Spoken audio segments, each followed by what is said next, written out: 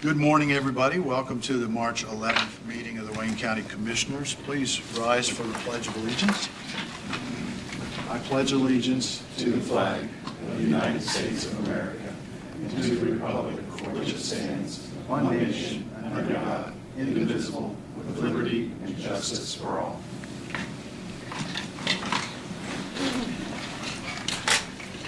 Well, thank you for being here for the department head meeting. We're going to start with Steve Higginbotham. I have nothing got this morning. Nothing? Okay. Kim? I do.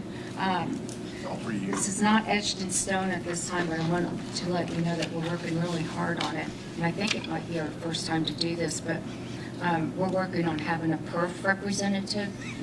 Maybe attend the health fair, but more important, we're looking at, and we've made contact with her. They're hard to get a hold of, but we have made contact and asked them to come for a half a day or a whole day, kind of for some workshops and maybe some Q&As on PERF. So we're kind of excited about that because it's an obstacle to get in communication with. So that's one thing we're working on right now. When is the health fair? The health fair is, I'll look it up. April 24th, 6 to 9 a.m. 6 to 9. Yeah. And then later on, I have papers for the commissioners to sign. It's And a contract with, It's an MOU okay. and an SOW from Reed, and it's like we sign every year. Okay. And their price did not increase for the health screenings that we have. They All stay right. the same. And Ron, you've seen this previously, or? In years past, it's identical. Okay. Really, the issue is the scope of work, I think, templates. Mm-hmm. I don't know. It's the Yeah, same, they've done it. it's the same as last year. Mhm. So, commissioners, do we have enough information to go ahead and approve the MOU with Reed? Motion. Yeah. I'll second. We have a motion and a second to approve the MOU with Reed on the this year's health fair. Any further discussion? Hearing none, all in favor of the motion signify by saying aye. Aye. Opposed, same sign. Motion carries. I will Send give these those to up Bonnie for signature. That'd be fine. Okay. Anything else, Kim? No. Any questions for Kim? We'll come back to that. Go ahead, Matthew, what have you got today? Not a whole lot. 911 side, we finally got the fiber pulled at Centerville to the new tower shelter. So now it's just a matter of coordinating with Comcast to get that connected, and hopefully that will be coming online soon. It's not my battle, so I'll good to know. Also last week, Deputy Director Aaron Campbell was recognized by Senator Rotz for Emergency Professional of the Year from the State House. So that was very nice. Kind of following up with her Chamber of Commerce award that she received. And then on the EMA side, just if you weren't aware that this is Severe Weather Awareness Week for the state of Indiana. We had the statewide tornado drill yesterday. The severe weather today. Perfect timing, yes, yes.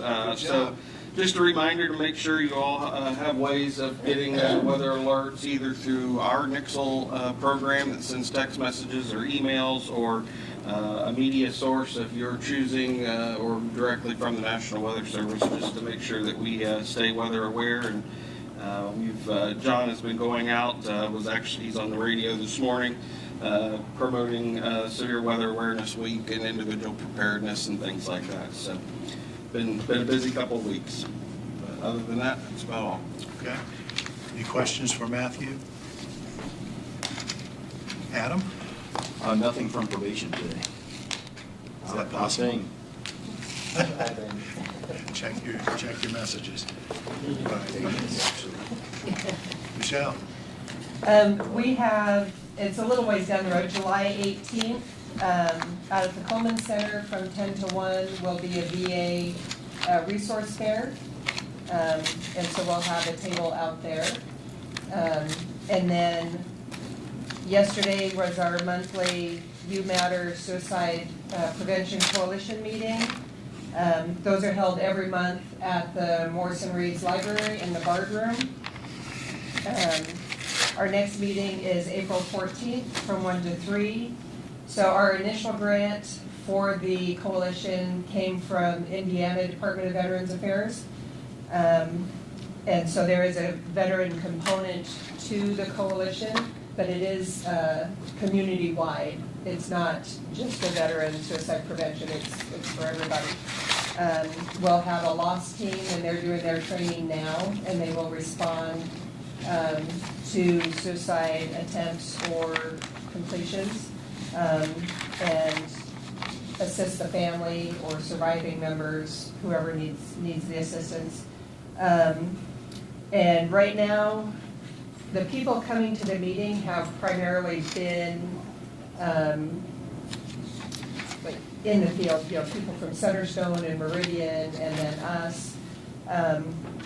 And we would really like more community involvement because it's for the community, and so that's part of what we want to do is spread awareness, reduce stigma, and we could just use some people outside of the therapy field to come and be involved, and we'll be doing training for how to respond to somebody who's in crisis, and that kind of stuff. So April 14th from 1 to 3 in the Bard Room is our next meeting. Okay, That's it. thank you. Any questions for Michelle? All right, moving on. Dan, you have a guest. It looks like somebody I don't recognize. Well, my name's Kara. I work for Judge Drake, so I'm here for the judges. So okay. I don't have anything on behalf of any of the judges on the third floor, so. Fair enough. All right. He's also my friend. And you're I have a couple things, a little unorthodox for a department head meeting to save time here. The health board approved an edit to an MOU that we currently have in place with Union County. What that is it's an STI testing and treatment MOU. We went down for a solid year starting last February, and we set up for 4 hours at a time twice a month, and that whole year's time we never had one patient show up from Union County. So part of that MOU was we didn't charge them anything. In return, we got to test and treat and keep the profit off the treating side of things. So we renegotiated, and we're going to charge them a $50 setup fee whether we have a patient or not have a patient each time we go down this side. It's something they agreed to. The health board's approved it. Our legal counsel has looked at it and approved it. I don't believe Ron's seen it, so we can make the motion contingent on his review, if that's okay with you guys. Okay. I'll make a motion contingent on Ron's approval. Second. We have a motion and a second to approve the MOU, or is it an interlocal agreement? What is it? It's just strictly straight up basic MOU. I mean, it's Okay. kind of interlocal, I guess, but Okay. they're not local. Subject to Ron's approval. Any further discussion? Hearing none, all in favor of the motion signify by saying aye. Aye. Opposed, same sign. Motion carries. So if you can get a copy to Ron, we'll take a look. The last point of business for the health department is we had a vacant position on the health board. We had a couple candidates apply. I sent those to the health board. They moved both candidates through the process. They were both qualified and met statute. Sherry Harlan and Jeff Locke were the two candidates, so they recommended to move them both to the commissioners. This is a commissioner's pick or appointment this time around. Okay. Do we have a recommendation, a motion from commissioners? I do. I received a phone call from one of them individuals last night, and it was Jeff, and he wanted me to share that he would like to see Sherry serve as that. So I'm going to make a motion to approve Sherry. Second. We have a motion and a second. Any further discussion? Hearing none, all in favor of the motion signify by saying aye. Aye. Opposed, same sign. Motion carries. So Sherry Sometime Harlan. either this week or next week, I'll bring over an appointment form for, I think just the president's signature, so okay for the other commissioners, and Okay, great. we'll get that shot off to the state. Anything else, Dan? No, sir, it's a I apologize, I had to miss the meeting yesterday, but did you have any discussion about the van, the mobile unit. mobile unit? Well, it's not mobile most of the time, but we still call it the mobile unit. Yes, we did. So we had discussion on it. I recommended, the fleet committee discussed it, and I think the whole fleet committee was in agreement that we should probably sell it and look elsewhere. So I took it to the board yesterday, and they also agreed with that. Okay. That thought, so So- it didn't make it through there. Steve, you need to take that back to the fleet committee then for Yeah, final they've already disposition. concurred to that. The only thing we want to make sure is that we've waited that amount of time. I just want to confirm that date. That date, I okay. think it was February, but I think it was too, but, you know, Just after confirm 5 it. years. We're gonna it's- put that on the auction, right? I mean, yeah. Okay. We do want the mobile capability again at some point, Sure. whether it's a trailer or an RV that's actually an RV, not built by a bus company, something so we can get out there and perform our clinics and get our lane out there. Okay. All right, thank you very much. Any other questions for Dan? Mike, you're up.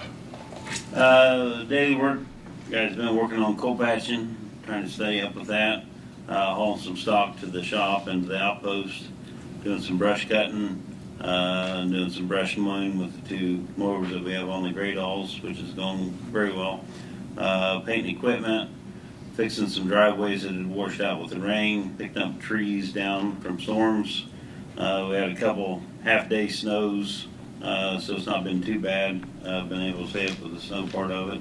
Then just fixing some washouts and started fixing some yards that, back when we had the taller snow that we couldn't see where the road was, and some of the drivers got off the road a little bit, so built some yards back, so trying to get them fixed up here before mowing season.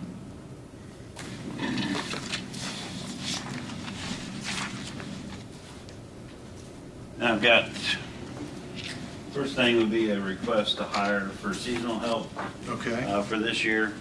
We're still a little early, it'll probably be like May type of thing, end of May, before we'd hire somebody, but I think there's 5 positions we normally put out there, but kind of getting those college students and stuff that's trying to decide what they're going to be doing this summer, trying to get the word out there for that, so I'd like to post that. okay. So we're looking for a motion to make a recommendation to council that they approve the hiring of the seasonal help for highway. so moved. Second. Motion and a second. Any further discussion? Hearing none, all in favor of the motion signify by saying aye. Aye. Opposed, same sign. Motion carries. Thank you. And then the other thing I gave you was a notice to the public for the nose spray and the brush cutting programs. This is kind of something we do every once a year. About this time of year, we'll start doing some spraying, and probably in April, once the weather changes around, we spray mostly around the signs and some guardrail. But then we've also included our brush cutting program, which mostly is done in the winter time, but this gives opportunity for the public, if they don't want any spraying or brush cutting done on their property, that they have the opportunity to do it themselves as long as they do it. So this is just kind of a notice, I think it gets published in the paper. Okay. Thank you for the notice. Do we typically approve this? I don't. Yes. Okay. Do we have a motion to approve notice to the public on weed spraying and brush cutting programs? Move for approval. Second. We have a motion and a second to approve the public notice. Any further discussion? If not, all in favor of the motion signify by saying aye. Aye. Opposed, same sign. Motion carries. And Okay. then I've got 10 signs there that are being, all 10 of them are being removed is for the Bridge Avenue Bridge. So they're the blanks, weight limit signs, and then the distance to the bridge, and dealing all with the weight, but with the replacement, I think they shut that down Monday. So we Right. pulled all the signs off of that bridge. Okay. We have a motion to approve the sign removal.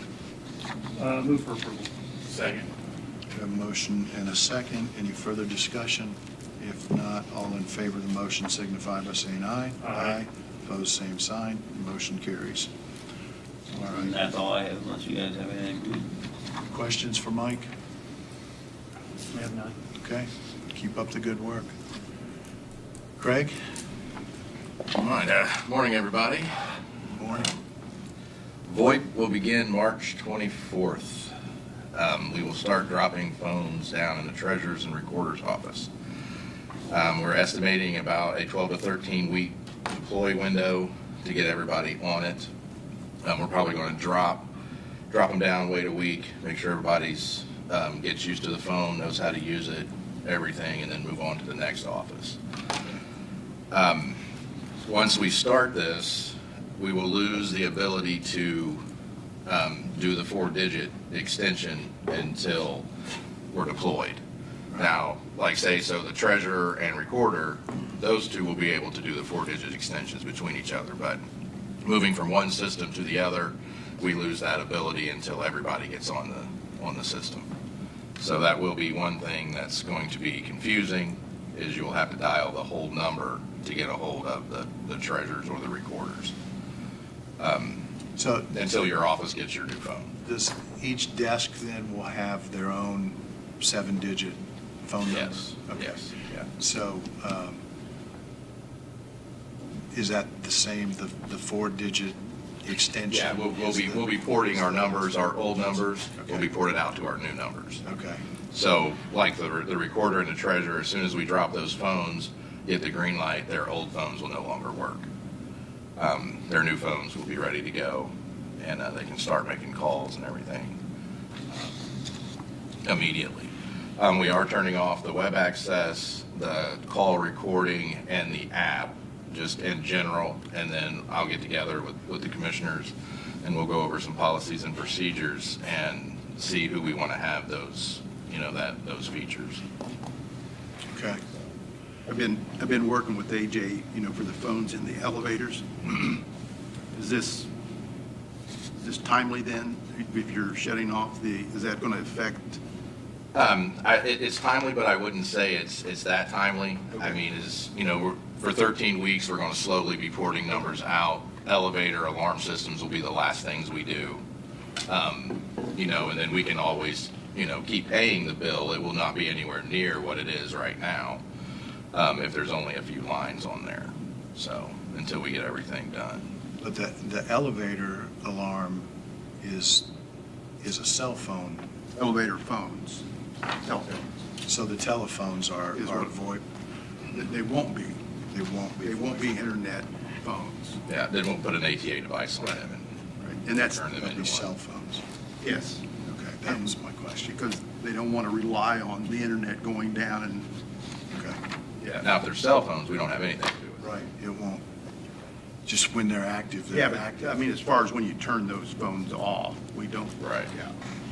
Okay. Yeah, and I mean, we could work with you or whoever's doing it, to make that changeover whenever it needs to happen. You can just leave them up as long as we need to Yeah. get this new system Right. in place. I don't see an issue, but just, Yeah, and please, everyone, bear with us. This is new to everybody. This has changed. Nobody likes change, something new. Even though it is a phone, it acts like a phone. I'm sure we're going to have problems. So just bear with us. We'll work through it. We'll get it figured out. So your staff will do the training with each office as they come online? Yes. Okay. Yeah. Yeah. And it really works mostly like our phones we have now. It's a phone. But yeah, we will have training, and like I say, we'll dedicate a week to each office to make sure that they're up and running. They feel comfortable. They have all their menus set up, and people call, and if this phone rings 3 times, no one answers, and it'll ring over here for 3 times, and no one answers, and we'll take care of all of that. Okay. Good. So, Superior 1 is now going to be the single pilot courtroom for the new FDR real-time recording. All the other courtrooms this year are going to stay on FDR Gold. I signed the quote yesterday, so that will be in effect here really soon. The FDR Gold real-time, or the FDR Justice Cloud Recorder, looks like a really good product. It's $6,000 more per courtroom than what we're paying now. So we want to make sure that all the features are being used, and that it really is a time saver, and it's everything that the courts want. If not, we can always drop back down to the gold. Is that 6,000 a year or 6,000 a month? Well, it's $8,800 a courtroom a year. A year, okay. year. So it's 6,000 more than Right. annually, okay, Yeah. for each courtroom. For each courtroom. Okay. So we'll see. My thing is, what happens when the internet goes down? What happens when the service goes down? I just had an email today, showing that the recorder was offline. It's going to do that every now and again, but as long as it doesn't do that much and interrupt their courtroom, that's my biggest fear. But we'll see. We're only doing one pilot. We're not blanketing the courts, so I think that's a good thing. Also in Superior 1, we just traded out another printer.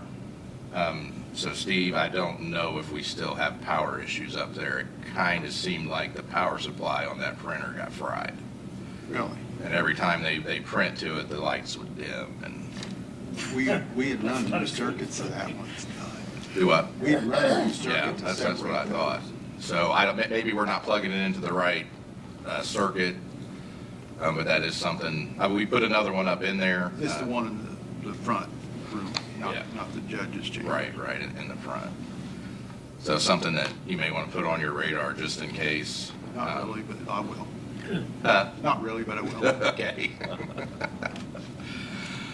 Let's see, I think that's it for Superior 1. We have new software coming into PubDef, the ZLS app. That looks like it's going to be a huge asset to the Public Defender's Office. I talked to Sam last week, and he said it should be up and going by the end of the month. So that's something we're kind of looking forward to. Again, change and something new, so we'll get into that. I did look over the GovWell for planning and zoning that you wanted me to. I think it looks good. I mean, it would be nice to have a service portal that people can just go to and do a lot of things without having to come in. It looks like it's a kind of a cookie cutter thing. It doesn't look like it's any different from any other county. Customized, yeah. But I mean, to me, that's okay as long as the community can go out and get what they need. Would you like me to inquire more about it, set up a demo? I think let's get with Steve and Okay. may even need to wait until he's able to fill his position. But I Okay. got an ad, a solicitation about this software and asked Craig to look at it and see if he thought it might be something we'd want to look at more intently. So if you think it may have some merit, get with Steve and Okay. if he wants to wait until he hires a new person in planning, Okay. I think that probably makes sense. All right. Migration off ISET's network onto our network. That basically happened last night. ISETs used to supply their own network, their own modem, their own everything. They stopped doing that. And now we have a VPN connection into our network. Like I said, last night was a changeover. We'll be assessing that throughout the week to make sure there's no problems with that. New employee directory. For those who have not seen the new directory, we do have a new employee directory which actually has the new email addresses, the old email addresses, and their phone numbers and their departments. You can also sort by department, hit the copy button, and only copy that department's emails if you want to, and then paste it right into an email if you want to do a department-only email, or it'll do them all. So I think that's going to be a help. I know a lot of people were screaming about that for months because it was hard, not knowing people's phone numbers. I ordered 102 Microsoft 365 email-only licenses. That will complete the migration to waynecounty.in.gov. My only problem is I haven't heard back yet is if those 100 email accounts count towards a license, a user license, because since we're still on the small business side, we're only allowed to have 300 users. So again, we're stuck with the domain trying to get over to the government side. I really don't want to lose email for 2 weeks. The election is starting, credentials created, the public test was done last week. So we're pretty much in election mode over there. The prosecutor's office has asked for new laptops, monitors, and docking stations. It's time for them to go into their rotation. I'm talking with Mike to see who's going to pay for what, get that sorted out. How old are those that are being replaced? They're at least 4 years old. At least 4, okay. Yeah, they're long in the tooth. They're starting to lock up, and it's time for a refresh. Getting close to cyber assessment time. We're going through our recommendations from last year, making sure we're putting some effort in there, getting what we can incorporated into that so we don't get hit on it again this year. And I think that's all I got. Okay. Questions for Craig? On the real-time recorder, does that also include 4D court and small claims as well? No. No. No, it's just Superior 1 right now. But if it were to go to all the courtrooms, so Yes. would it include that? It will be, and this is really loosely just talking with Austin. Austin should have the money to pay for his 4D anyways, out of his 4D fund. So he's the only court that would be paying for it out of his own fund. So those are highlighted. All right. Let's go to Brandon, and we'll come back to you some of it.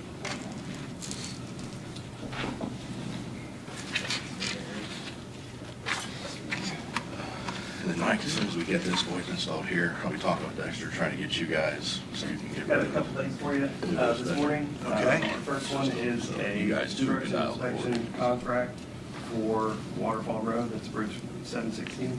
All right. This is the one that was pushed out several years, and as typical with the construction inspection contracts, they are hourly.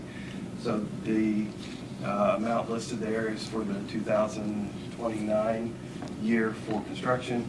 They've also provided earlier years in case NDOT has the additional funds to move it up. Okay. So that would kind of be like the max amount for this contract. So that maximum amount would be $361,369. Correct, and that's consistent with what we were budgeting for this project. So. Okay, okay. And this contract is with the American Construction Forum. They were the ones selected a couple months ago from the selection bid. All right. And this is the basic format, so Ron, you've Not seen. template. It's NDOT. Yeah. I don't do it. All right. Questions? We ready to I'll make a motion. approve? Just that? indicate we're still proceeding to get that finalized, the acquisition of the right-of-way. The right-of-way is not completely acquired yet. Okay. I talked to the main appraiser last week, and so weather's turning, they're gonna start thinking about it. Okay. Get it done. Okay. All right. You I'll make a motion to approve that. Second. We have a motion and a second to approve the construction inspection services with American Structure Point at $361,369. If there are no further questions, all in favor of the motion signify by saying aye. Aye. Opposed, same sign. Motion carries. All right, thank you for that. You're welcome. Next item, it's come to our attention that there's a new driveway request on Woods Road. That's south of Richmond off of Highway 27. So the first picture in your packet kind of just gives you a general idea of where the property's located, or the area is located. On page 2 kind of gives a blow up. I've got a number 1 circled. That is where the new driveway request is going to be. It's not a posted road at this time, so it does require, 55-mile-an-hour speed limit, which is 400 feet of sight distance. As you can see at the number 1 location, looking west, you've only got about 272 feet. That's just looking at aerial distances, not measured in the field. But going west, there is a decline in the road, and also turns to the south. But me and Mike has also looked at this a little bit more in depth. Some of the existing grandfathered driveways further on down the road, it is a dead-end road. They technically wouldn't meet sight distance at today's standards either. And because it's a dead-end road and it's not there's several bends and hills and crests and stuff in there, we would recommend dropping the speed limit down to possibly 40 miles an hour, which would then require a 275-foot sight distance each way. So that's going to help not only the existing driveways, but any future driveways of having adequate sight distance with the lower speeds. We did put counters out last Wednesday. Unfortunately, I couldn't get them picked up and the report generated before this meeting, but I'm anticipating the public around that 40-mile-an-hour speed. We can always bring a report back to you next week and confirm, but just kind of wanted to give you an idea of what we were looking at for this situation. And was that initiated because of the new driveway permit, or did somebody complain about speeding? Yeah, new driveway permit. So new construction. Yeah. So where's the driveway Right there by requested? number 1. Is that up here by the circled number 1? Yes, That's- on page 2. It's not a 1, it's the driveway? Or is that? Yeah, you can see there's a 40-foot property line, the 2 yellow lines is the Right. property line, so they're kind of wanting to put that driveway kind of right there. Next to in the middle of that? Okay. I mean, they do, it's the same property owner that owns that sliver as the big pond and the red roof. So they do have an existing drive further on down Woods Road. I think they're looking at improving, building another barn and having another access if possible, so that's kind of what brought it to our attention to kind of help. So the recommendation is to approve it with lowering of the speed limit to 40 miles an hour. That is our recommendation, but if you'd like to see the speed study, I can bring it back. We have road school next week, so it would be the following week. I don't necessarily, that's a dead-end road, there's not a lot of traffic on there. It makes sense to lower that speed limit, so unless somebody else has it, I'll make a motion to approve. I'll second that. And that comes all the way over from 27 and then dead ends at, there's, 2 or 3 houses back at the dead end? Yeah, there's not many residents, maybe 12 or give or take, it's not many. Okay. I have no problem with that. There's a motion and a second. Any further discussion? And I think, Mike, if you had anything else to add to that, but. No, I think the study will come back in. I think they're going 40 miles an hour or less. That's what the study's gonna show now anyway, so it's just more of a formality to kind of cover We can all of our bases as a county to put the driveway in. approve it subject to the speed study if that gives you some comfort, if you guys are willing. Does that really change anything? I don't know that it does. You still, I keep my motion as the original motion. okay. Motion and second. Sorry. Go ahead. It would just require the one additional speed limit sign up here, 27, so just one additional sign. Okay. All right, we've got a motion and a second. Any further discussion? If not, all in favor of the motion signify by saying aye. Aye. Opposed, same sign. The motion carries. All right. That's all I have. Anything else? Okay.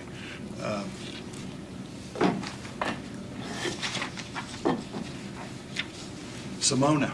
Yeah, I just would like to ask, please, if all the claims for MasterCard could be sent straight to me, not to share claim inbox, because there is a chance of duplicate payment if we get it twice.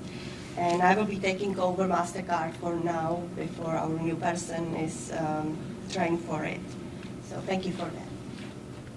So you want us to send claims directly to you? Directly to me, please, Not to for other claims? MasterCard. Just MasterCard? Just MasterCard, because they shouldn't be mixed with normal claims, please. Okay. Ron, have you got anything for the group? Not for the group, no. Okay. Brad? Aaron? Michelle? Sorry. That's all I right. have one that I remembered, that an announcement I needed to make. The Veteran Food Bank has changed location. It's no longer at Glen Miller Park, and it's not on Tuesday. So the next one will be Thursday, March 26th, from 9 to 11 at Circle U. We had it there last month. There was some confusion about the location and the date, so we didn't have as much traffic as we normally would have. So we're not sure yet if that's going to be the location and the day going forward. So I'll just announce it each month until we know that that's going to be the firmed up final location. Okay. So Thursday the 26th, 9 to 11, Circle U. All right. Jeff, I might Thank you. I might Okay. use this venue to discuss briefly, I think everyone's aware that the county and the commissioners were sued in federal court over an issue relating to administration of a Facebook page. As Bobby and I typically do, anytime there's a lawsuit, we forward it to our insurance local agent. They in turn get it to our mid agent, and we do an analysis and turn it in for insurance coverage. I got talked on the phone yesterday with our adjuster from Travelers Insurance. They will be providing a defense, and they will be agreeing to indemnify if we are deemed liable for damages. There are reservations of rights that will be coming in a reservation of rights letter that essentially relate to the injunctive aspect of the case. That means the part of the case that was required you to modify, the commissioners to modify the administration of the plan, allowing the aggrieved people to be reinstated to the plan, which I think has already taken place. I'm to the point where, given the context of this case, there will be separate counsel assigned to defend us. That'll be an expense that'll come off our deductible. I think it's $15,000, isn't it? Well, let's check. At any rate, I thought it was 10. well, we'll verify. It's going to come out of the deductible. You know, their defense cost. Mine, I'm trying to keep mine invisible if I can. Based on that, I think the context of this case going forward, and from brief discussions, we can talk about this in exec session, but what I'm recommending requires official action in public meeting. Is I think the case sets it up better, is postured better. I think it just makes sense to get rid of some issues that really aren't issues. And I understand the purpose for the commissioners having originally created their Facebook page, and I think that purpose can still be accomplished without necessarily having to rely on a social media platform for that, to working with HR and what have you, to recognize the positives in happening in county government, seniority attainments, things of that nature. Right. So that my recommendation would be that the commissioners authorize the, if you will, the taking down of their Facebook page indefinitely. All right. Appreciate that. Any thoughts? You want to wait until we are I'll in make our the regular motion meeting? based on the recommendation from our attorney to, I have no idea how that. Nor do I. How do you Take it down. delete or take down a Facebook page? Do you know? I really don't. I can find out. I never Okay. taken one down. Based on my recommendation or motion will be that we remove it, take it down, whatever IT says how you do that. Okay. Yep. Use some white out on the screen. There you All right, there's a motion. And are you able to do that for us? go. Probably not, since somebody else holds the keys to that account, but I can definitely give you step-by-step How to do it. instructions how to do Okay, it. great. I'll great. second that, thank you. We have a motion and a second. Any further discussion? Hearing none, all in favor of the motion signify by saying aye. Aye. Opposed, same sign. Motion carries. So, our shared tech ignorance, I want to thank Craig for trying to help guide us through it over the last week or so to figure out what all this might mean, but I appreciate the help. Very welcome. My pleasure. All right, if there is nothing else, we will take a brief recess while we reorganize for our regular meeting. Thank you all for being here. Appreciate it. We'll see you next month, if not before. We're in recess.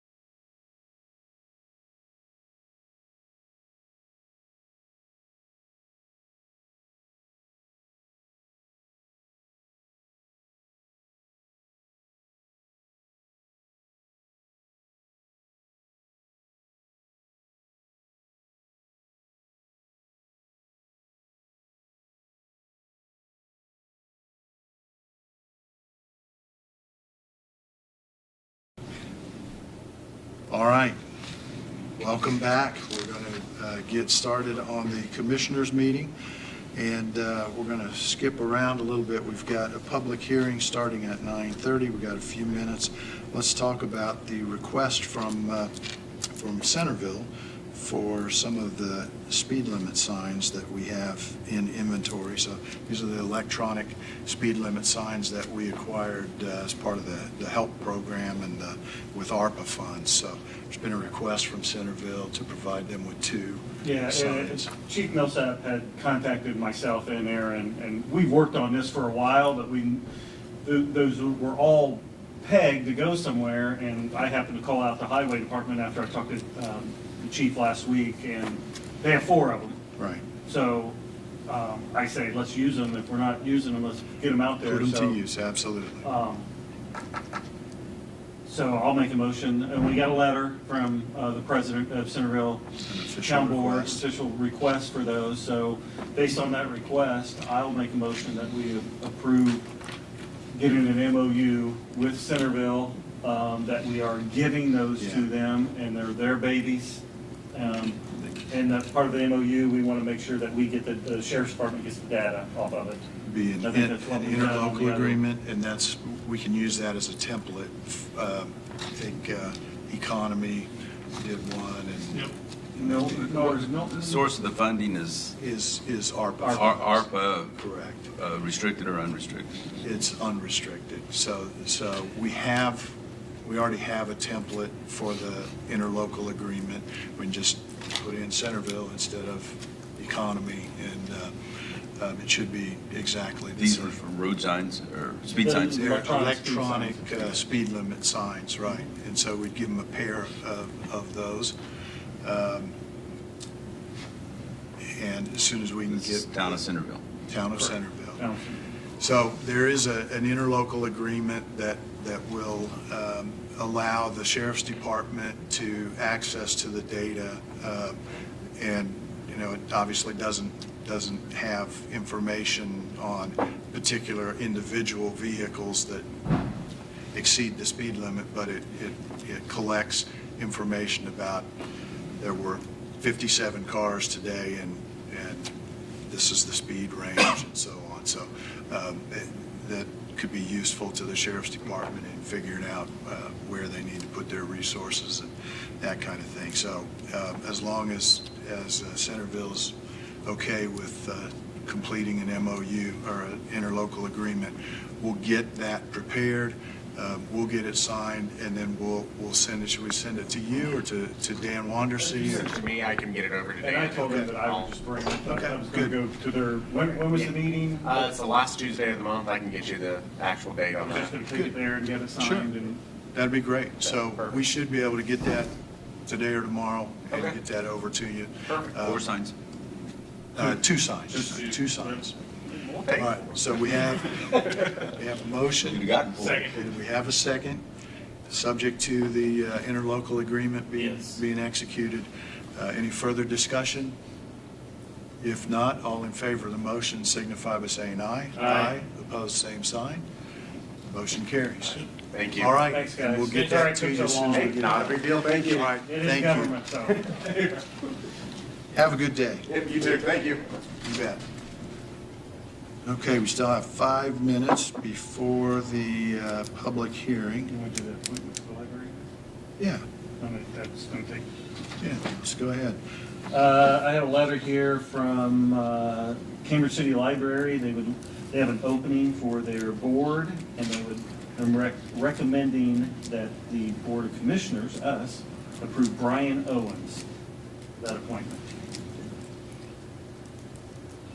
Is that a motion? So unless you have any questions, I'll make that motion that we approve Brian Owens to the library, Cambridge City Library Board. Second. We have a motion and a second to appoint Brian Owens to the Cambridge City Library Board. Any further discussion? Hearing none, all in favor of the motion signify by saying aye. Aye. Opposed, same sign. Motion carries. Let's see. Warning. Tornado? I Thunderstorm warning. think it's a thunderstorm warning. So Got 2 minutes before the public hearing starts, and that's probably not enough time for Valerie to finish all of her business. So let's go ahead and start the conversation, Steve, about the flood ordinance and what has led to this public hearing, and we'll move forward from there. All right, you have before you a copy of this final draft of the flood ordinance. Because we are a community that participates in the federal flood insurance program, we are required to have an ordinance in place to enforce construction, development, and those types of things within the identified flood hazard areas. This proposed ordinance comes down from the state of Indiana through the Department of Natural Resources to each community in the state that has federal flood insurance program in place. This ordinance does not change the flood maps. The flood maps that are in place now are the same flood maps that will be in place after this is passed. This does not change anything with respect to the current structures that are in the flood zones. It does put some more restrictions on any potential development in the floodways as far as requirements that the Department of Natural Resources puts upon that type of development. The flood fringes still lies with the local jurisdictions, but you still have to be in compliance with the criteria found in this flood ordinance. The main thing that this does is creates a significant number more definitions to eliminate any interpretation of terms that were used in the past. And it also includes language to require the use of the best available flood layer maps that were created by the state of Indiana. Remember, that was the issue that we had several years ago about the adoption of those. This obviously makes that very clear that those are the maps that we are to use, and regardless of how they were approved or. And so, would this also encompass then any changes that comes down from the state or the federal government, that those would automatically then be included in our flood ordinance? Yeah, the state of Indiana is also at this time, and it takes a while for this to happen, but they are wanting this best available map layer to be a FEMA map as well. Remember, right now, the federal government has a set, Indiana has a set. They generally match. There are areas that they're different, and the state is going through the process of having the feds adopt these best available map layers as the FEMA maps for the state. Okay. As the DNR? The DNR maps would be the FEMA maps, but FEMA would be adopting DNRs. Correct. Yeah, that's right. That's right. I'm sorry. And so they would become them out to Bahama. They would become the FEMA maps. Is that likely to happen? Yes. Oh, I think it will. Okay. Okay. So a lot of the changes here are to reflect changes that the state has gone through. Yes. And this brings our ordinance into compliance with those changes. Yep. Okay. And it's going to be required by all 92 counties and every community that is part of the federal flood insurance program as well. Okay. I was at Spring Grove last night. As you know, we have contracts with Spring Groves and Greens Fork to do their inspections and flood administration. Spring Grove passed this last night. I'll be at Greens Fork tomorrow night. So we'll have these done, recorded, and off to the state. Okay, so we are at the public hearing step in the process. Do we have proof of publication? Yes. Okay. And proof of publication that this was advertised as required in both the Western Wayne News and the Palladium item. Do I have a motion to approve the proof of publication? So moved. Second. We have a motion and a second. Any further discussion? If not, all in favor of the motion signify by saying aye. Aye. Opposed, same sign. Motion carries. So we will open the public hearing for ordinance number 2026-003, the flood damage prevention ordinance for Wayne County, Indiana. Is there anyone? And this ordinance also repeals the current one in its entirety. Is there anyone who wants to speak in favor of ordinance 2026-003? Is there anyone who is interested in speaking in opposition to ordinance 2026-003?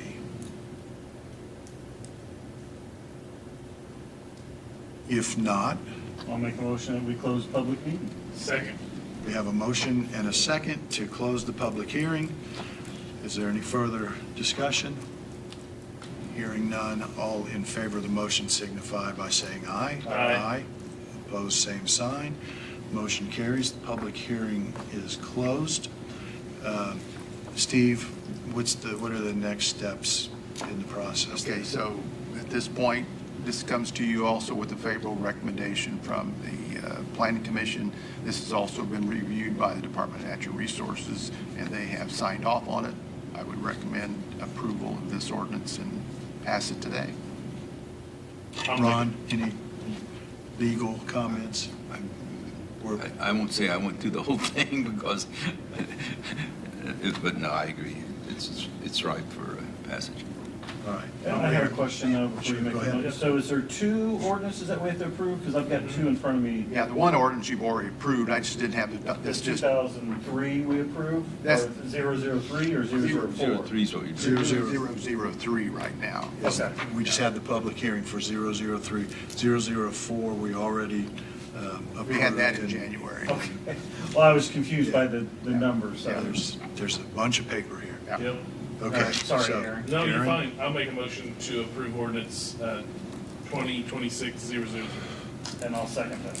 We have a motion and a second. Any further discussion? Hearing none, all in favor of the motion signify by saying aye. Aye. Opposed, same sign. Motion carries. You have two copies in front of you with the black Yes, clips on them. So if you'll all sign both copies. we will get those signed.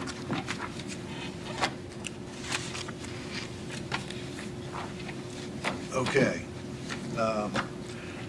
Let's move on since Valerie is here. Valerie, how are you today? Wet, but other than that, pretty good. I'll have to get you a packet, we were short. We had a very large attendance at our board meeting, so I don't have all the extra copies that I typically have.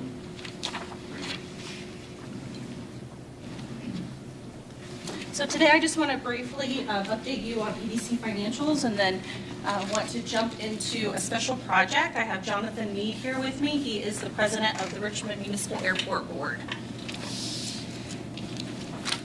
So going to our financial report from the EDC's board meeting on March the 2nd. If you jump to page 6, you'll see we're tracking really well year to date, under budget by a little over $10,000. In February, we were under budget by about $15,822. So tracking well for the beginning of the year.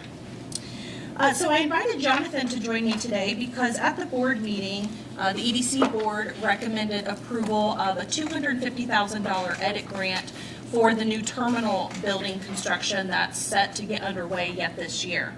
As you know, the airport is one of the front doors to the community.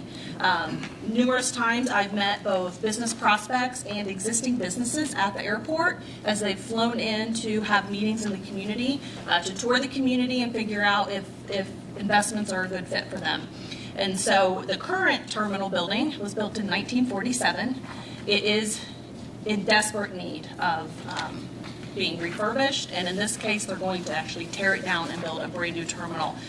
So we have this separate presentation here that Jonathan's going to walk you through to share what their plans are and then how this funding will support the project ultimately. Okay. Thank you. Yeah, so as Valerie said, aging terminal facility, and we are looking to create a new front door to the community, to anybody that is flying in. Where we are with the project right now, back in 2023, we did a conceptual design with a firm to kind of say what we could be doing for a terminal building. We completed an environmental study, which is a requirement of the FAA to do any construction on the airport. And then we began the design last year of the new terminal building. We entered into a contract with LWC to actually come up with the biddable design of the building. And current plan is to, actually the project is going out to bid next week, and we are planning to begin construction at the end of 2026 on this project. On the second page of your packet, we have an aerial image of where the new terminal is going to go. We are building it in a way where, one, we can keep the old terminal up and running while we are doing construction, but the positioning of the new terminal actually moves it closer to the runway, closer to the aprons, so it's going to be a more convenient location for people entering the terminal from the air side, so people flying in. Walking into that terminal building. Also, because of the big vista windows that we have, we'll have great views of the runways as well from inside the terminal. We're solving several problems with this new building. The current building that we're in is not ADA compliant. The women's restroom is upstairs. No way to put an elevator in that building, so there's really no way we could ever make that building ADA compliant. So with that new building, all on one floor, it will be ADA compliant, fully ADA compliant. Another thing that we get with this that we have a problem with right now is in the current building, the way it's laid out, we don't have a good way to provide secure after-hours access to pilots. Our airport is only open from 8 to 6, so anybody who's flying in after that, there's no restroom facilities for them or anything like that, and pilots frequently fly in after that. So this gives us the opportunity to create a after-hours entrance where pilots can get in and they can use a lounge area and a restroom facility so that if they come in at 9 o'clock at night, we still have facilities available for the pilots. The waiting area in this terminal is going to be 3 times bigger than what we have right now. Right now the waiting area is actually rather small for an airport of our size. And also creating a nice big meeting area that we can use for our board meetings, other airport business meetings, but also for training. We do have a flight school that's operating at the airport now, and this will give us the opportunity to allow those students and the instructors to have an area where they can debrief and do trainings as well. So a little bit about the finances of where we are. So the total cost of the project, we're estimating to be about $2.9 million, just over that. If we take all of our alternate bids, we've already paid for the design of the building, and as we are going into bidding, we're crossing our fingers and hoping that we do come in, under our architect's estimate for the cost of that building. We did put a couple of alternate bids in the whole bidding process just to make sure that we'll be able to fund this building. So can talk a little bit about how we're funding it. So a lot of the money that we're looking for is coming from the FAA directly. So the airport gets a certain amount of funds allotted to it every single year. It's $150,000 coming from the FAA. We have a couple of years of that money saved up, so we have about $316,000 that's due to the airport from the FAA. We also have money that's due to us from the bipartisan infrastructure law that was passed about 4.5 years ago. So we're putting both of those buckets of money from the FAA into the project. We always get a local match from NDOT. We expect that to come through without problem. And then also we have about $750,000 in airport funds that we are dedicating to this project, along with one private grant so far for $200,000 from an individual. So, with that, we are still looking at a little bit of a shortfall with our guaranteed funding. I hadn't moved the edit funds yet from funding opportunities to guaranteed, but we are getting that $250,000 from the edit.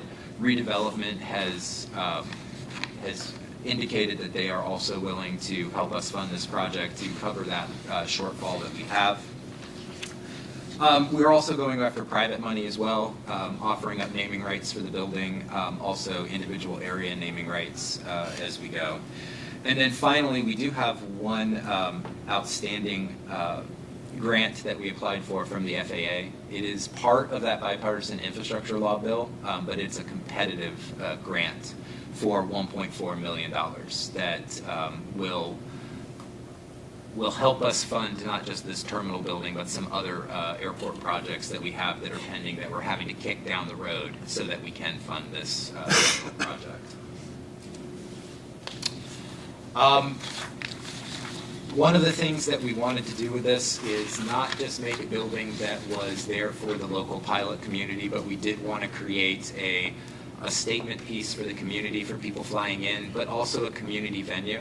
So we are looking to build a nice big patio out on the air side of this for airplane viewing, and that can also be used for community events. We're happy to host community events out at the airport, so really looking forward to seeing what else we can do out at the airport with this brand new community space. That's the project in a nutshell. Happy to entertain any questions. So the one question I had, this is consolidated edit request, right? Yes. Okay. All right, you said edit, but I just want to make sure it's consolidated. Yeah. And how much was that amount with the consolidated? $250,000. Okay. And even with that, you're showing an $840,000 shortfall right now based on? It's less than that with the edit funds. It would be that $850,000 does not include the edit. Does not include, okay. Yeah. All right. It does not include the funds from edit or redevelopment. Yeah, as you can see, the shortfall is about $840,000, and then the second page, they've identified about $1.45 million in funding opportunities to help bridge that gap. So it'll be a combination of some of these funds to ensure they have all the financing in place. And you don't have anybody signed up for the $500,000 naming rights currently? Do you? No, not yet. Okay. Not yet. We're kind of waiting to see what happens with the FAA competitive grant. Sure. We should have that. We should know that before we close the bidding on the project. We should be getting that information in the beginning of April. And has this already been to the redevelopment commission? What's the status of that? Redevelopment, we have presented to redevelopment. We have not had an official ask from redevelopment yet because, again, we have that $1.4 million pending from the FAA. So if we do get that 1.4 from the FAA, we won't need to have any of the money coming from redevelopment. But potentially you'll ask them for $500,000? Yes. $250 a year for 2 years, okay. Yep. Okay. So the question for us today is approval of the consolidated edit grant. And your board has approved that, correct? The board, EDC board has approved it. And for your awareness, without the $250,000 commitment, we have about $1.4 million unobligated currently in consolidated edit. So we do have the funding to support the project. And in speaking with Jonathan, he even mentioned that if we need to maybe disperse over 2 years, we can do so if needed. So we'll just work with them on the timing of when the funds will be released. Okay. How long of a construction project are you anticipating? You said you want to start late in 26. But So typically the FAA grant funding window takes longer than others. So even if we award the bid in April, in April when we expect to do that at the board meeting, we anticipate it's going to take about 180 days for the FAA to give us our grant, so we would not be able to start construction until, 6 months past that. Okay. So we're really looking at late in 2026 starting construction, and I'm not a construction expert, but my guess is we'd be looking at the second quarter of 2027 before we would be finalizing that construction. Okay. And by then, there'll be another $5,750,000 in the consolidated edit fund that will accumulate, assuming there's no other projects approved. But so there is some wiggle room there. Yes, last year, the Consolidated Edit Fund received about 1.9 million. And I've not received the first month disbursement report yet to see how much we'll expect yet in 2026. Okay. Does the current or will the new facility have facilities for food preparation on site? It'll have a kitchenette, but it's not going to have like a full kitchen where, a restaurant or something like Most that. events will end up being catered by. Yes, yeah. That was my question too, so thank you for asking. All right. Other questions? No, but I have a comment and I'll make a motion. I think it's critical for our area to have a nice airport. Not that it's not nice, but you said it's aging. I've never personally been out to kick it back. I've been to some hangars out there, but I've never been to the actual main building. It is aging, and if we are going, like Val said, if we're going to attract businesses here, we have to have a nice facility. And I have a lot of friends that are pilots that fly into different airports. They like visiting other airports that are nice and welcoming, and so I think it's very critical to have a nice facility. So with that being said, I'll make a motion that we approve the $250,000 of consolidated edit for this project. All right. And I will second that. I, too, know a lot of folks that fly in and out of there for local business already. And to improve that, I think would be very good for a community. I agree, and the terminal is definitely the downside of the airport. I agree. We've been making improvements over the years. The runways and hangars appear to be in much better shape than the terminal, so I think you're putting your money in the right place here. Is anything further? If not, all in favor of the motion signify by saying aye. Aye. Opposed, same sign. Motion carries. Looking forward to seeing that. Absolutely. Having some public events out there. I did attend, it's been a few years, they had something in one of the hangars out there for the, I think Mike for the symphony. It was nice to have that. It was cold in there, but it was nice. So I'm looking forward to having a new terminal that you can have some events out there. Yeah, we're really looking forward to that. Like we have done the design in a way to make sure that this is a community venue, not just a hangout place for pilots. So Great. Excited for it. Thank you. Thank you very much. Val, what else do you have for us? I can just kind of give a couple updates since you have time. So one thing I want to share is on May the 3rd through the 6th, I will be attending the Select USA Trade Show in Washington, D.C. This will be my first time attending. However, the state of Indiana has had a booth for a couple of years, so we're working with our Indiana Power Partners as well as the IEDC to put forth a great presence from the state of Indiana. And so I'll be participating in their exhibit booth. And then second to that, IMPA has hired a consultant for them, myself, and for GCI to be able to attend meetings with prospects looking to invest in the United States. So this company will be looking at all the attendees, trying to figure out who has investments on the horizons, what industry sectors might be a good fit, what countries they're in might be a welcoming investment. And so they'll be scheduling those meetings for us in advance so we'll be able to make the most of our time there. I did want to share that AP Development has acquired an additional building as part of their Revitalize Richmond project scope in downtown Richmond. They had already acquired 5 buildings. They'll be acquiring the trustees building tomorrow. That's called the Grassroots Action Center. That's a part of their project. But they've also just closed on 801 East Main Street, which is the current location of Circle E Clothing. That's in the process of moving out. And so that will add about 5 to 8 housing units with the addition of that building.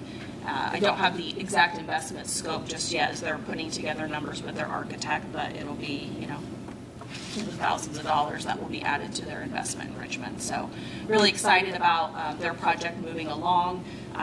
We had a meeting yesterday and they're still on track to have all the architectural renderings and everything complete moving into this summer. Is the concept to have main level mixed use and then upper Yes. level residence? Yes.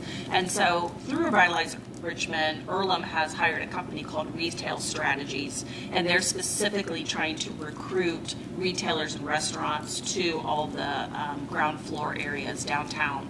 Not only do we have the commercial spaces in all of AP Development's buildings, but we also have the 4,000 square feet in the Flaherty & Collins development at 6th and Main, and then through the work of the Wayne County Trust and the properties they'll be renovating, we'll have upgraded commercial spaces on the ground floors of those properties as well. But with that being said, any of the properties that either the Trust or P Development has currently purchased, they have been working with existing tenants to make sure that they have the opportunity to stay. Val, you mentioned the Wayne County Trust, and I think there's still confusion amongst the general public, particularly about the difference between the Wayne County Trust and the Wayne County Land Bank that we've been talking about now for quite a while. Do you want to give your version? I mean, I know you're much more connected to the trust than I am. You've had more interaction with that group, but that's a I'll call it a subsidiary of the Wayne County Foundation. It's being 100% funded by private money that is channeled through the Wayne County Foundation, correct? Yes. As opposed to the land bank, which we're talking about starting up, which will initially, if we carry through and sign all the paperwork and approve this, it would initially be funded with $60,000 a year from Wayne County for 3 years, $60,000 a year from the city for 3 years, and then a consolidated edit grant of startup money of $100,000. So, do you want to take it beyond that? Sure. Distinctions, because I really think people are not seeing the difference, and when they see the words Wayne County in there, they assume that the county government is involved somehow in the program. So you made a lot of good points. So the Wayne County Trust, that is private funds for commercial development, and those properties will be fully rehabilitated with those private dollars. The land bank is public dollars for residential properties, and the land bank itself will not be redeveloping anything. They will be finding developers and homeowners to take those properties from the land bank. And so, yeah, I think the biggest distinction is the trust is commercial and the land bank is residential. Now, there could be an opportunity where the land bank may obtain a commercial property down the road if it's deemed a high priority property that they acquire and then find someone to redevelop it, but primarily their focus will be on residential. Okay. Has the land trust purchased any buildings outside of Richmond yet? Or are they Not to my knowledge. Are they looking at any there? Not to my knowledge. All right. Speaking of the downtown redevelopment and the READY funding that is coming into play, the EDC applied to READY for a grant for light elimination, and one of those projects has a match component, so we need to approve sending a letter to the IEDC. So you're familiar with that, to Jim Rawlinson. And do you want to talk about the Vale Neighborhood Revitalization Project for just a minute? Sure. So collectively, the 3 projects in our blight bundle received a $5.1 million grant from the IEDC using the Lilly Endowment Funds for blight elimination and redevelopment projects. One of those 3 projects is the Vale Neighborhood Infill Housing Project, where Intend Indiana is our developer, and they will be building 22 affordable homes over the next 2.5 years. They're getting ready to break ground in April on the first 4 of those homes. I was able to join Intend and Trademark, who is the contractor that has received the bid award for the first 11 homes to be built in the neighborhood. We got to sit down and design 4 homes. It was a lot of fun. But the IEDC grant allocation for that specific project is $1.12 million. So with that, we had to have public match to meet our READY award.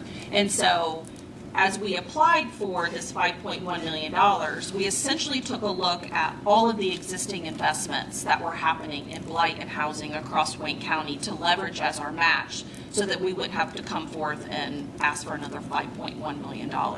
So a portion of the $1.12 million match for Vale is the $820,000 that we've approved for the Housing Accelerator Program.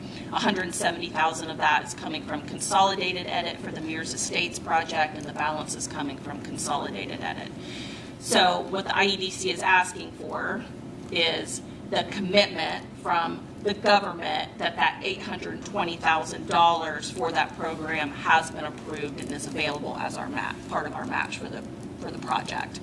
The balance of that for Vale is coming from city sources, and so the mayor has a similar letter for about $320,000 or so.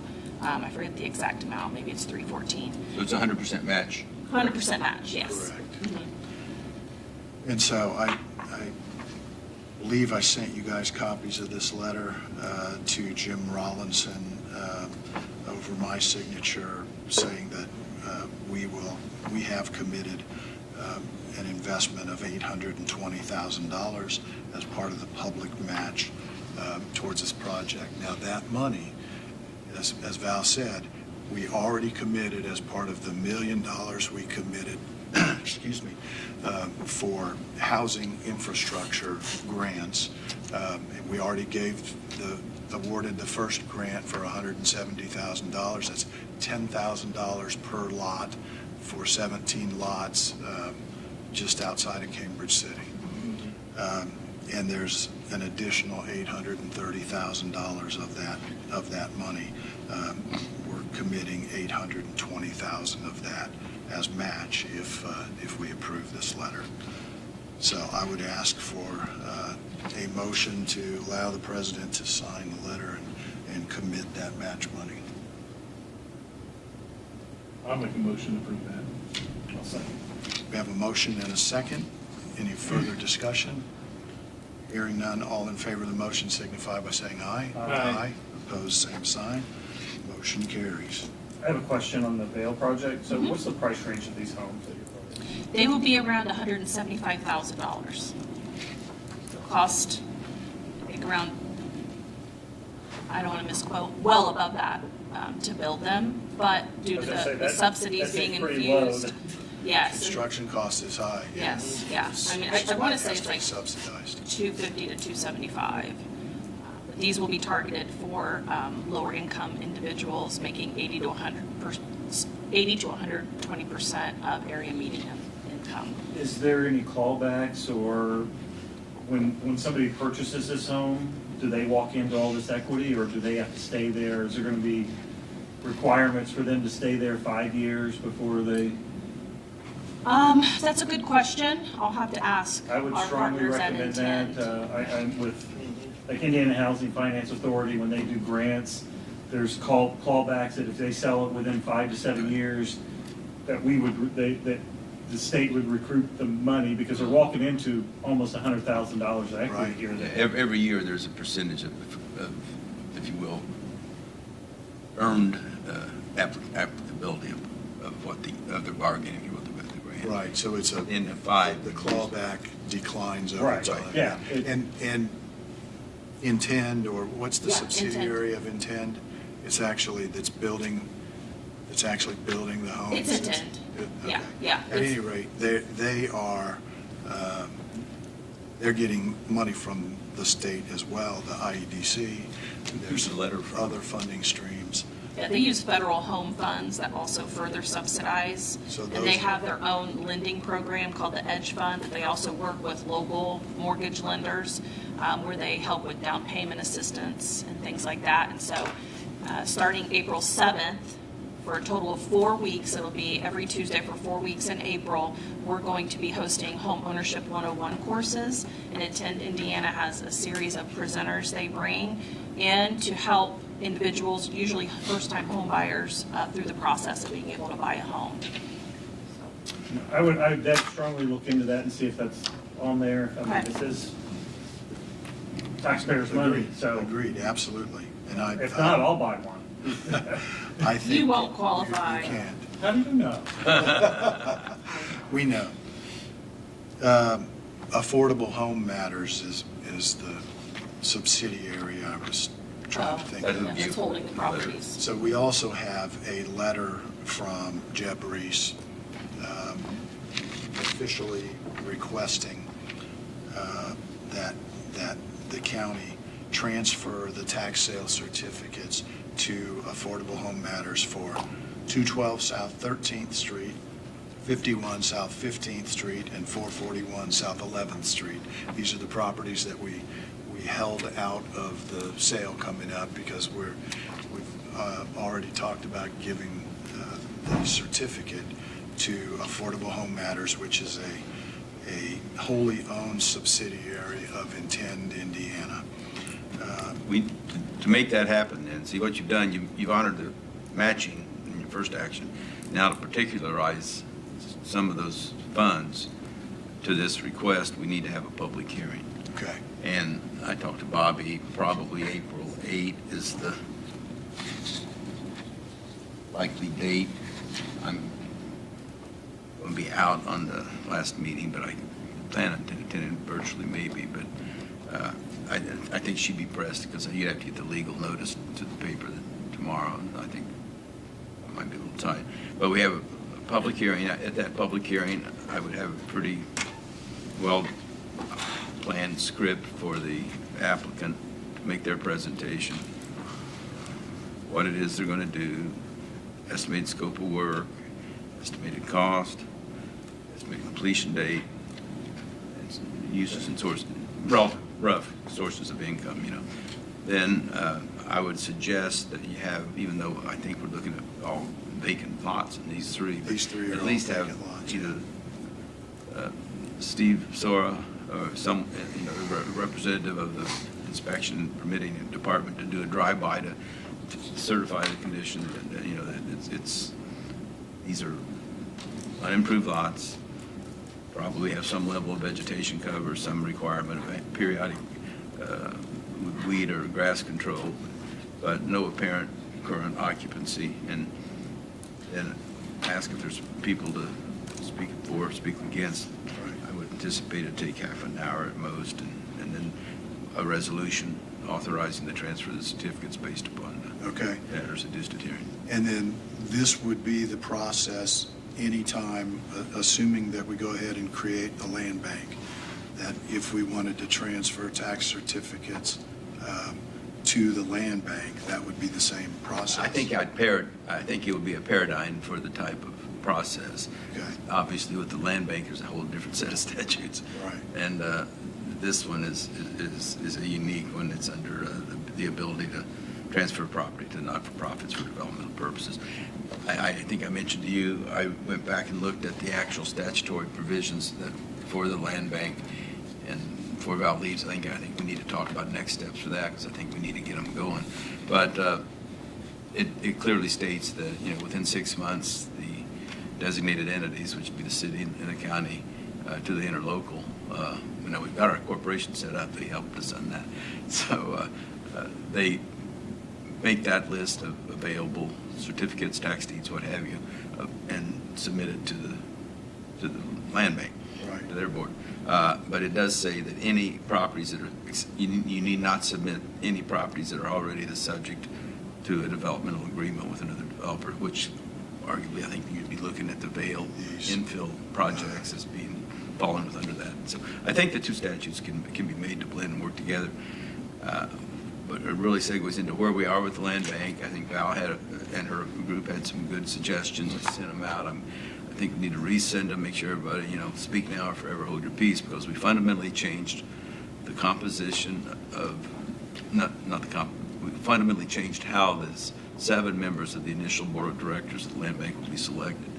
Now there will be one from commissioners, one from the county council, one from the executive city, one from common council, one from the EDC without any limitations or qualifications or any approval of any other body, one by an incorporated entity within the county, which the town, and initially that will be Cambridge City because they've agreed to support it, and that will give you 6. Then the 6 of those designees will then select the 7th. I think it's really important, as Val said early in their presentations, and they've had finding the right skill set for that board of directors. You don't want, it's not a resume building thing. It's people that probably, it's going to be a working board, I would expect. It's going to have to be. I think that's where we are. Finalize that interlocal with the city. I'll send it back out to AJ saying, this is the way we got it, and point out those changes, which I've already done. And I've not heard anything back negatively from anybody. So tentatively, I've requested to Bobby to be on the, is it March 18th workshop agenda to present the interlocal agreement for the county's final approval. And then the first Monday in April, plan to go to Richmond Common Council for their final review and approval. Do you think that timeline is still okay? I think it would be from our perspective. Yeah, we've looked at a number of different drafts. Iterations, Any concerns about the current draft and what Ron just said? I think we beat that horse to death. Well, and I think but the concerns were worth beating. I think you didn't want to have, I think fundamentally the philosophy of tax delinquency collections secured by real estate or real estate tax delinquencies is to A, get the property back on the tax rolls, and B, if possible, preserve the interest of the owner if the owner's interest manifests itself to sufficient to do so. And I think we can make that work with the statutes I alluded to, both as to how the infill statute works versus the land bank. I think, Yeah, I think when I say that, I mean that we've beat it to the, we find it now, we feel comfortable with the situation. And I think before we kind of jumped into it, it turned out to be a lot more detailed and complex than we originally thought. And I think partly we were trying to do over-plan it for the land bank going in for their board, when in fact, that board is going to have a lot of decision-making. Now, their decisions are guided by statutory criteria, but they're not limited necessarily. So it's going to be a working board that requires some skill sets of its members. I would agree. Okay.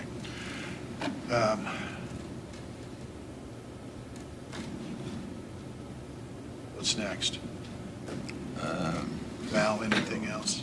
I have one more question for Val. Go ahead. South 37th project, is that dead? No, it's very much alive. Where are we at on it? We received the official commitment for the funds from the IEDC. Right now, the developer and the city are working out their final economic development agreement, and then they're moving forward on the engineering. So things have been So the city quiet. approved it then? Because have they gotten to the point where we're approving it? Because the last board meeting that they had, it kind of went awry. Yes, so the zoning has been approved, yes. So the scope of the project is finalized. So there's no more public hearings on that part of it? So. Well, I take that back. They'll have to go for the, when they have to go back to Plan Commission for the final plat approval. Or under the UD, under the Uniform Development. Secondary, Right. yeah. So there will be a So it public looks hearing like for it's Plan going to Commission. go down. Yeah, we should be going. Good, Mhm. thank goodness. Yep. The city's already approved the residential TIF district to help finance a portion of their match. And are they still doing the duplexes or the There will or the be, investment part, that was the problem that they. yeah, the townhomes that are along South 37th Street may be rental properties. And then there are some other smaller housing types within the development that could be rentals. So it will be a mix of for sale and rental properties. But it all depends on the final builder for the project. There will be numerous builders. So that's where the developer is working on plugging in and finalizing all of those investors. I know I've been asked by several people, it's like, is that Dave? Because we haven't heard much about it lately, so.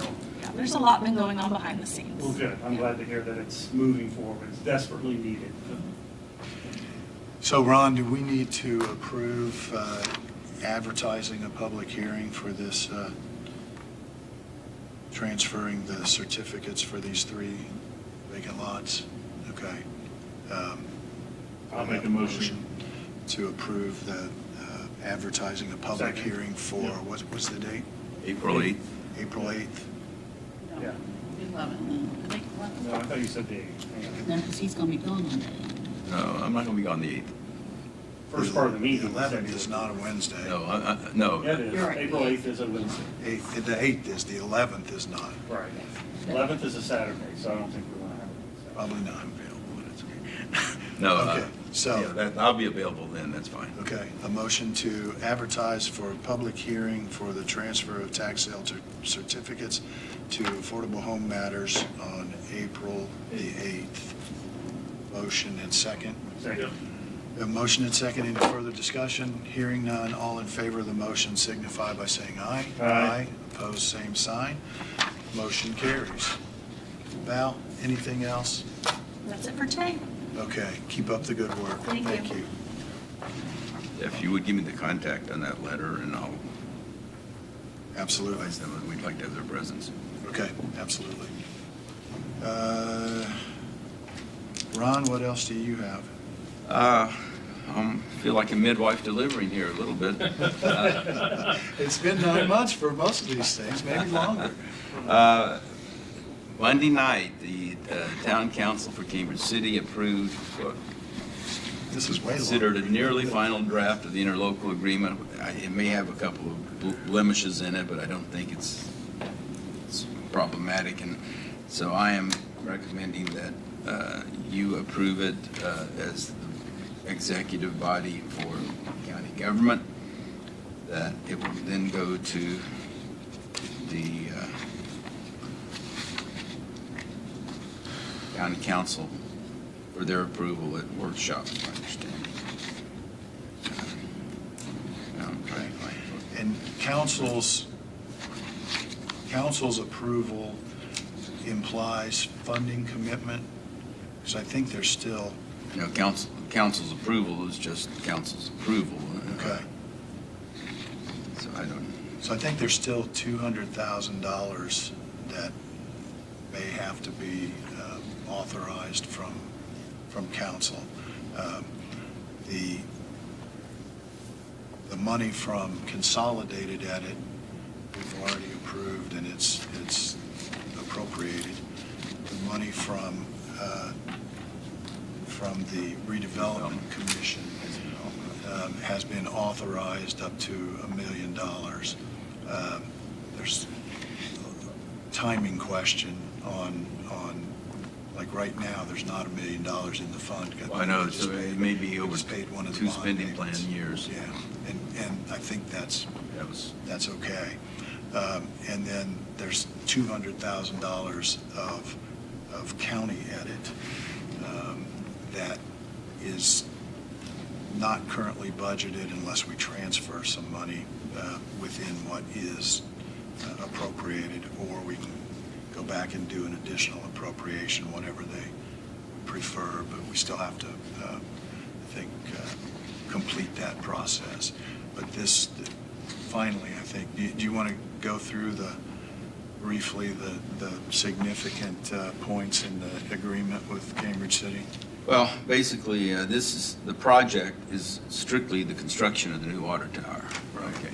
And then, once we understand that, then I think it kind of we kind of took the bite out of the elephant that we needed to work with. So I think we have that down, and we've identified at least these current estimated financial components that would fund that project, estimated at 7.6 million. Jeff just went through those. Again, the large piece is, of course, the $2.8 million grant. I have not been asked Val, I don't know if they're still looking at Whitewater for. They are, in fact, they've So applied that, for and that. so, and then the town has on hand revenues that it's accumulated of 600,000 that it will apply, which then turns it to the county piece of financing, as Jeff indicated. There's 600,000 of consolidated edit fund 4906 that's been identified and admitted as a source. And then there's a combination of county edit, Fund 2112, and the Wayne County Redevelopment Commission for a total of 1.2 million. Now, how that breaks out remains to be seen. Right. Then, with all that, that leaves a projected funding gap of approximately $2.4 million. That would be revenue bonded by the town, and in the amount of 2.4 on terms and conditions that are being worked out right now. They met with Baker Tilly Monday night, their representative.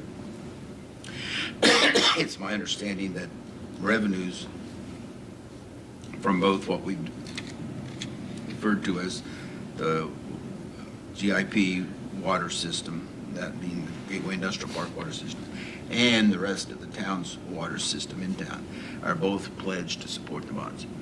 Excuse me. I haven't seen the exact documents, but I understand that the pledge level is going to be 100% of projected needs of debt service, which I knew there'd be a margin. Okay. So depending upon either updated rate studies or some kind of data that will show what revenues are to be received from the users at the Gateway Industrial Park water system, those are the monies that we have identified as wanting to go into a set-aside fund that would be funded first by, I think, a $38,000 grant by the town. Right.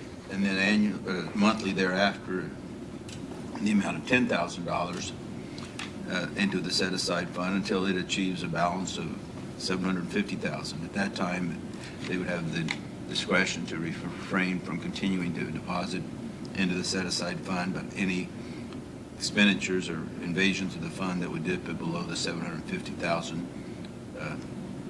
threshold would have to be then, they'd have to begin to redeposit on a monthly basis until they restore that level. So we know that over the life of the tower that it's going to have maintenance needs, and significant maintenance needs could obviously exhaust that amount and more, but that's kind of where we are right now at this point.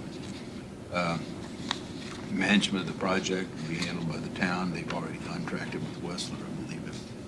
I believe so.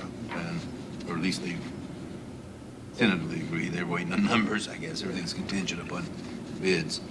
So, Which is the wild card in all of this. They haven't bid it yet, so we're still relying on an engineering yeah, estimate of the and we're cost. building in conditions. If there's a significant impact on the project design, such as an example, if they came in, the numbers were high, and they said they had to reduce the capacity of the proposed million gallon new tower to 800,000 or 750, anything like that, they got to get your approval.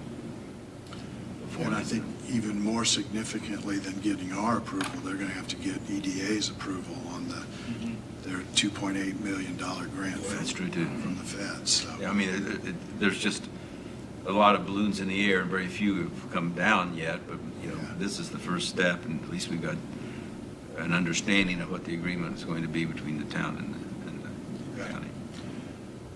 So, questions for Ron about where we're at with this current? And they were to abandon it or not complete it. We have a clawback. Any county monies, which would include all edit sources in the redevelopment commission, to the extent unexpended, would be clawed back upon request of commissioners. Okay. We have the right to receive quarterly, although I think they made more work for themselves. If they just, I'd offered monthly/quarterly reports of the usage in terms of gallons by each user of the water, the Gateway Industrial Park water system, and the fees they project. So we'll be able to monitor what fees are being generated by the Gateway Industrial Park system.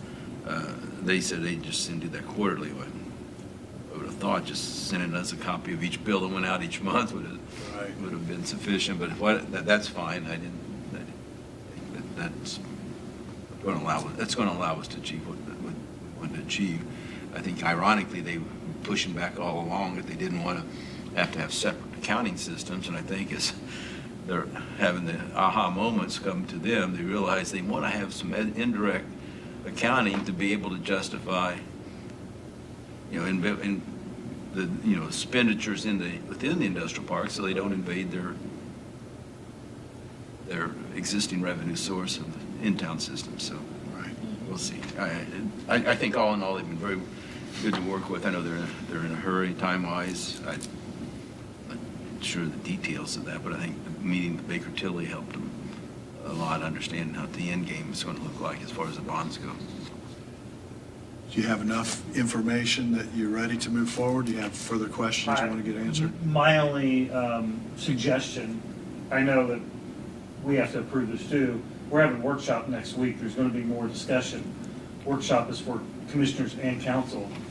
Why don't we wait until then and hear what their concerns are, their questions? Yeah. And we make a joint. And I'll resend this so that everybody's looking at the same thing. It's been signed off on. Signed document to council and commissioners. And for me, that's the only thing that makes sense. I mean, we can approve it now, but if they don't, I mean, or if something comes up. I intend to be a workshop. Okay, let's do that. So let's do the workshop. Go ahead and send it out, and asking if they have any questions to let you know. And Bobby, put that on the agenda for the workshop for next week, please. Good. All right. What else have you got? I think unless there are questions on the process for the Vale neighborhood, that was the other item I had. I think public hearing is the next step, and it'll be pretty tightly controlled, and it'll serve as a template, I think, for going forward for others. Okay. Good. Anything else?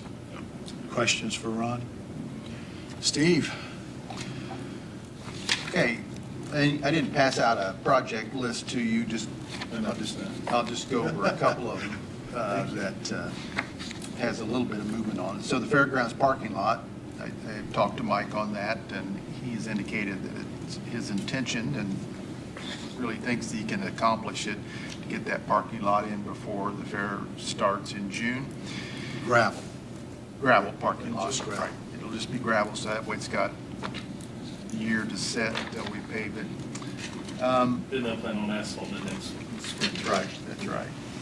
So I'm assuming, apologies, but we haven't really talked about the details. So the gravel parking lot will be topped with small enough stones so people can walk across it without any problems. Yeah.